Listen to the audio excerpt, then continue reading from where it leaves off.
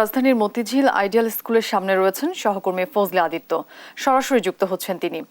আদিত্য, আপনি তো অনেকগুলো স্কুল ঘুরেছেন, কি দেখলেন, কি অবস্থা দেখলেন সেখানকার, এবং শিক্ষার্থীরা কি বলছেন, সেই সাথে আবহাওয়ার পরিস্থিতি এখন কেমন দেখছেন?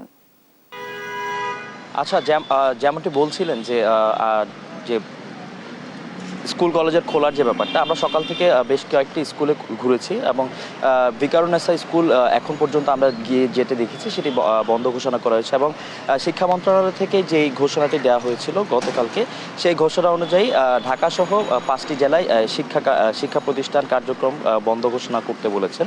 আর যে সকল স্কুলে শীতাতাপ নিয়ন্ত্রণ ব্যবস্থা রয়েছে সেই সকল স্কুলে খোলা রাখা, তারা কর্তৃপক্ষ চাইলে খোলা রাখতে পারবে এমনটি জানিয়েছিলেন শিক্ষা মন্ত্রণালয়। তবে এখন পর্যন্ত আমরা যেটা দেখতে পেয়েছি যে রাজধানীতে যে কয়েকটি বিশেষ স্কুল রয়েছে, সিদ্ধেশ্বরী গার্লস থেকে শুরু করে, আমি এখন যে স্থানটিতে দাঁড়িয়ে আছি মতিঝিল আইডিয়াল স্কুল, সেই মতিঝিল আইডিয়াল স্কুলেও কিন্তু এখন পর্যন্ত শিক্ষা কার্যক্রম শুরু হয়নি এবং আমরা এখানে নিরাপত্তা কাজে যারা নিয়োজিত রয়েছেন নিরাপত্তা প্রহরীদের সাথে কথা বলেছি।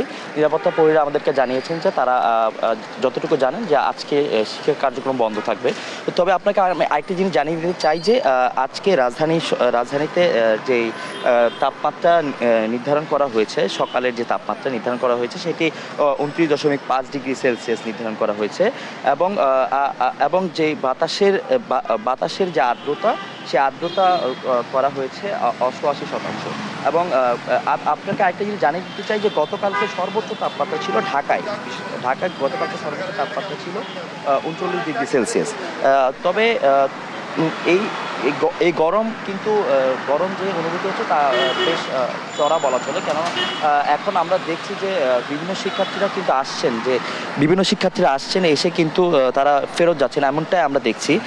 তবে আপনাকে আরেকটি জিনিস বলতে চাই যে গার্জিয়ানরা গতকালকে আমরা বিভিন্ন শিক্ষার্থীদের অভিভাবকের সাথে কথা বলেছি। তারা বলছেন যে এই অসহনীয় গরমে যেন শিক্ষা কার্যক্রম বন্ধ করা হয় এমনটা তারা জানিয়েছিলেন। তবে স্কুল কর্তৃপক্ষদের সাথে কথা বলে আমরা গতকালকে জানতে পেরেছি যে স্কুলে যে শিক্ষার্থীর সমাগম হয় সেই পরিমাণ কিন্তু শিক্ষার্থীরা স্কুল কেন্দ্রিক আসেনি, কেননা যার কারণে পাঠ কার্যক্রমেও একটু ব্যাহত হয়েছে, কেননা বেশিরভাগ শিক্ষার্থীরাই কিন্তু স্কুলে আসতে পারেনি।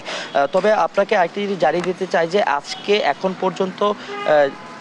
পর্যন্ত যেই সিদ্ধান্ত নেওয়া হয়েছে শিক্ষা মন্ত্রণালয় থেকে এবং প্রাথমিক ও গণশিক্ষা থেকে, সেটি হচ্ছে যে 29 তারিখ আজকের যে 29 এপ্রিল, সেই 29 এপ্রিল ঢাকাসহ ঢাকার 5টি জেলায় মূলত তীব্র তাপদাহর কারণেই হচ্ছে মূলত শিক্ষা কার্যক্রম বন্ধ করার ঘোষণা দিয়েছে।